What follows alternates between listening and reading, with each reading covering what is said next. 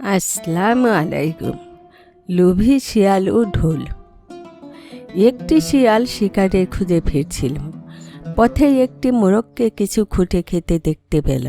সে মোরগটিকে ধরতে যাবে এমন সময় ঢোলের আওয়াজ শুনতে পেল। ঢোলটিকে কোনো ব্যক্তি গাছের ডালে বেঁধে রেখেছিল। বাতাসের কারণে গাছের ডালের আঘাতে তা থেকে আওয়াজ বের হচ্ছিল। শিয়াল লক্ষ্য করল যে মোরগের চেয়ে ঢোলের দেহটি বেশ মোটা ও নাদুস নদুস। তাই বেশি পাওয়ার লোভে সে মোরগ ছেড়ে ঢোলের দিকে এগিয়ে চলল। অনেক কষ্টে গাছে উঠে ঢোলটি নামিয়ে এনে দেখল তাতে কাঠ এবং চামড়া ছাড়া আর কিছুই নেই। সেই যে কথায় বলে দূরের বাদ্য শুনতে মধুর, শিয়ালেরও তাই হলো। ওদিকে মোরগও ততক্ষণে চলে গেছে।